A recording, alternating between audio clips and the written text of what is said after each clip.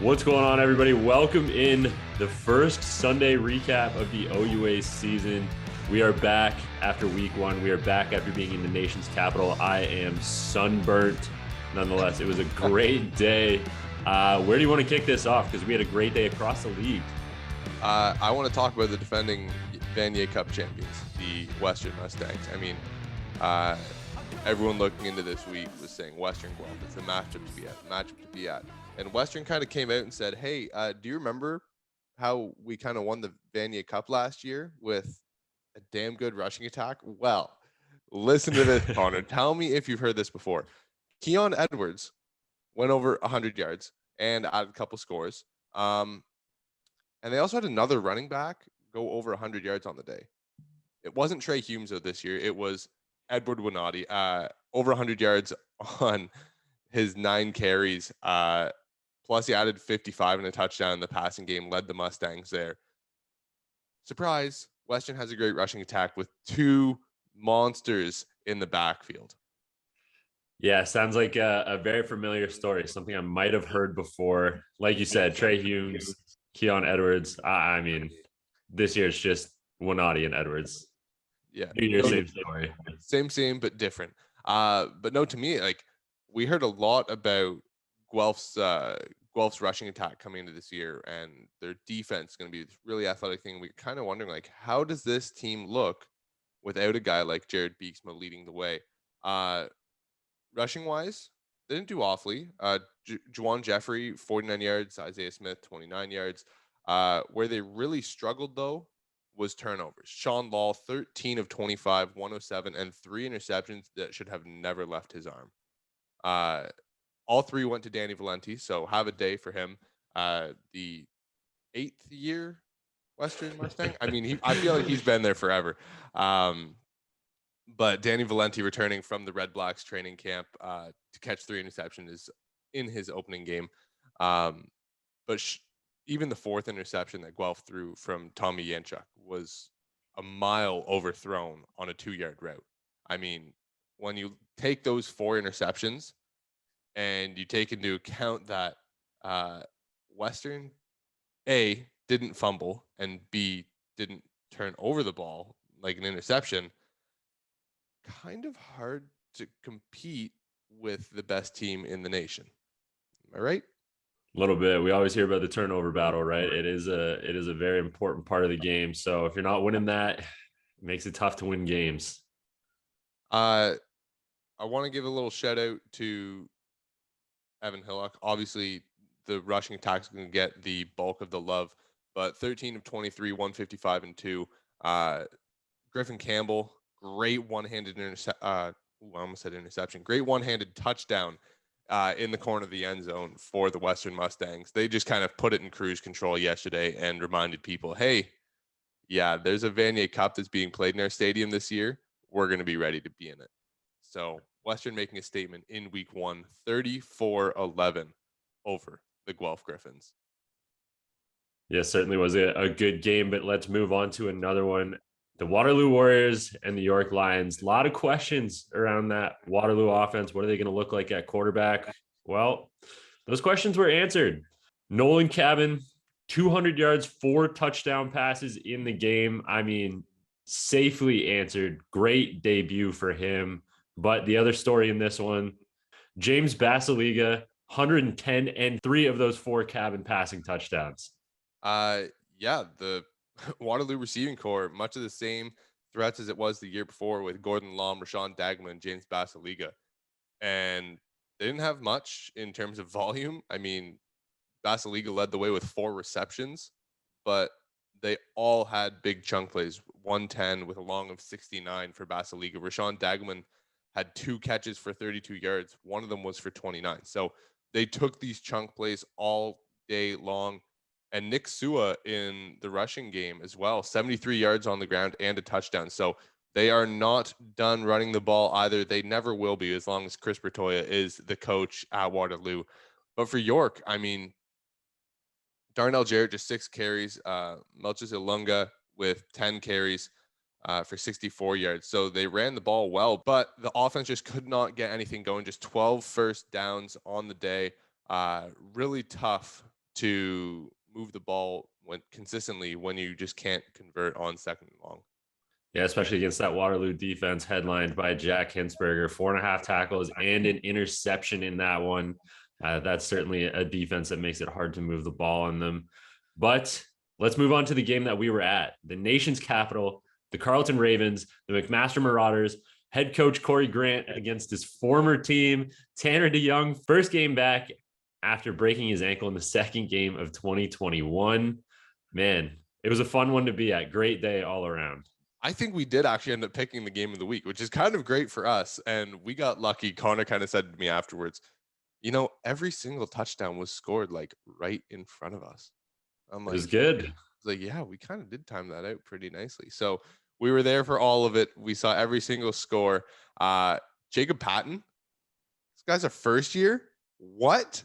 No way. Heck of a game. 53-yard punt return touchdown was nice. He made a couple guys miss, but downfield threat for Andreas Dueck this year. So teams better start watching the film on him because he's a big kid. He can run like the wind, and he's got great hands as well. So Jacob Patton is going to be a threat for the Marauders this year. But early on, this was about defense. Defense. Outside of that touchdown, we didn't get any touchdowns from the offenses until the 2 minutes mark of the first half. Kasim Ferdinand diving pass from Tanner DeYoung. But this Carleton defense, people have to think about this. They started learning this playbook less than a month ago. And they came out against a McMaster team that is using the same playbook, a lot of the same players, returning guys, and they balled out. They were a tough out this week. And Shaheem Charles Brown, 4 sacks on the day. Wow. Just a monstrous performance from a monstrous defensive end. Yeah, that's some veteran leadership on the back end right there. 4-sack day, and they needed. We heard Tanner DeYoung say it. They needed all 4 of them. They came at big moments in the game. But speaking of Tanner DeYoung, both quarterbacks in this one were ripping the ball, but Tanner looked like he was putting some extra juice on those ones. 20 of 28, 216, and a touchdown in this one. Dueck had 246 in this game to himself, so it was a good performance by both quarterbacks. But let's talk about the winning quarterback in this one. I think Tanner DeYoung showed ankle's fine. I mean, we knew that when he played in the East-West Bowl. It was just kind of getting the rust off. But I said to you during the end of the middle of the fourth quarter, I think it was, this does not look like a team that is learning new playbooks on both sides of the ball. And I just mentioned the defense, but the offense as well. I mean, for Tanner to go 20 of 28, they weren't pushing the ball downfield very much, but they were consistently hitting. They had 4 receivers with a long of 20 yards on the day. I think the biggest star, though, on that offense, Connor, either Kasim Ferdinand, who is electric with the ball in his hands. You can give him a bubble screen. He'll take it for 20 or the house. And Josh Ferguson. He's been overshadowed by Nate Carter the last couple of years at Carleton, but he's a 6'3" runner with a great vision, great cutback abilities, and he can bring the hammer, and he's fast enough to make you pay in space. He went 23 for 118 and added a couple 30 yards in the passing game. I mean, he was electric all day long. They were determined to give him the ball. I think they started off with a bubble screen and 4 straight runs on offense. I think you're right. It was a great day, great win for the Carleton Ravens. Congratulations again to head coach Corey Grant for picking up his first win as an OUA head coach. But we still got 2 games to get to in what was a packed weekend of OUA football. Let's go to Richardson Stadium in the Limestone City, your alma mater, Toronto Varsity Blues, taking on the Queens Gales in a 47-25 win for Queens. Let's hit pause here because this was a 25-20 game after the opening kickoff of the second half. I just want to say a correction on the Josh Ferguson thing. It was 1 bubble screen and 7 carries to start the game. So, but no, let's talk about Toronto because we didn't know what this offense was going to look like post Clay Sequeira. I mean, nobody knew. It was going to be Charlie McMillan. Was it going to be Kinsale Phillips? I mean, you heard Don Lewis on the broadcast say, I was talking with Greg Marshall before, and he said, we might see both. Kinsale Phillips played well in his career debut. I thought he made some mistakes late, but you have a young quarterback. That is going to come with time. But Toronto, I mean, going into this game, Connor, we talked about it. Can they stop the run of the Queen's Gales? It killed them last year. And to Queen's credit, what does it look like without Rashid Tucker? Well, we know what it's going to look like. It's going to involve a whole lot of Jaden Blackman and Anthony Souls. 134 for Blackman, 87 and 2 for Souls. Wow. The Queen's Gales, instead of saying, you know what, Rashid Tucker was great rushing for his 150 yards. How about we get two guys going where we're going over 220? And that's what I was going to say. I mean, in your interview with Coach Snyder, he was talking about Anthony Federico at the time, but he said, you know, it's hard to replace a star because that's one player. But if you can get 2 or 3 players that can make up for that one player, then, I mean, sometimes that's almost better. And in this case, I mean, it looks like Queens is building their own 2-headed monster of a run game with Souls and Blackman. I mean, you said it, over 200 yards between 2 backs, 2 touchdowns. It was a heck of a performance for that backfield. Well, don't forget that their third string running back, Jared Cesari, went for 53. And oh, wait, James Keenan can run as well. He added 66. They totaled 343 yards on the ground, 10 per carry. Connor, that is not something that should be happening in a football game. 10 yards per carry is a wild thought. And this isn't to shade Toronto, because Toronto put up 25 points. They were leading 25-20 after the opening kickoff. And guess what?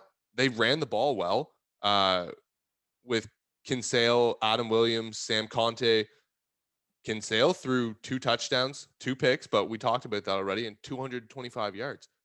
That's a good offensive day. There's a lot of teams in the OUA that wish their quarterbacks threw for 200 yards. And there's a lot of teams that were like, you know what, if we could get up around that 100-yard marker, like Toronto did for rushing, like teams want to be there. So I think it was a great building point for Toronto. They're going to be upset about it because obviously nobody wants to give up that much in the running game. But it's a new start. And they have to remember that. They don't have a 5th-year quarterback who has tied the school record for passing touchdowns this season. They have Kinsale Phillip, who is new, and he's exciting, and he's got a good arm, and he's mobile. So they are going to use it. But I think both teams had a great building point. Obviously, Queens is going to feel a lot better about yesterday than Toronto. But I think that these are growing pains of a young quarterback. And yeah, they slowed down the second half. 2 interceptions don't help that, but it'll come. It'll come with time, and it's a great foundation. Yeah, no, I entirely agree. It wasn't a bad loss despite the 47-25 score. Nonetheless, a great game. Some questions certainly answered in that one, especially surrounding the Queens backfield. But let's move on to the final game in this one, the night game. Ottawa at Windsor, 19-16 win for Ottawa. How'd they get it done? A whole lot of JP Simonkinda is how they got it done. 18 for 125 with a long of 40. This is the John Paul Simonkinda that we have known since he was a freshman at Guelph. Give him a volume carries, like give him a high volume carried game, and he will start to wear down a defense. He averaged 7 yards a carry, 6.9. I'm calling it 7. But for him to go in and do that in a game where Matt Muller came in the second quarter to replace Ben Miracle early. So you have a quarterbacking change early in week 1 of your season. You need to rely on him. You need to give that ball to JP Simonkinda and let him do his thing. Daniel Oladejo, 8 for 79. He's going to get his touches too. But no, I thought this Ottawa team, they missed a couple field goals, but Campbell Fair still put 4 through the uprights. I think they have a lot to build on. A lot of the same issues of last year, Connor, right? With converting on offense in the score zone and in the red zone. But I think it's a good start for them. And if they figure out their quarterback position with an already good running attack, they can just build from there. I have to agree. It's scoring when you're knocking on the door is key, but it's early in the season. It's week 1. I think those things are going to get ironed out. We always hear the cliche thing, the arc's got to go this way for the season, right? So I gotta say though, be careful saying that the red zone offense will take time, because that's what I said about the Ottawa Red Blacks this year. And then Jeremiah Mazzoli got hurt, and they just fell off a second. It was like they were already falling off the cliff. They hit a little ledge and stopped, and then Mazzoli started to climb back up, and then Garrett Marino knocked him off the cliff again. But no, I agree with you. Red zone offense takes so much time, so much practice, and game reps. Game reps are critical for that. Absolutely. But that wraps it up. That does it. That's all the games for the first week of OUA action. Couldn't be more excited to have this underway. Man, let's get to week 2 already. I know, I'm excited. We're not going to unveil where we are yet, but you guys will hear it soon enough. But thank you to Carleton Ravens for hosting us. It was a great crowd, a great day for football in the nation's capital, and we can't wait to get back.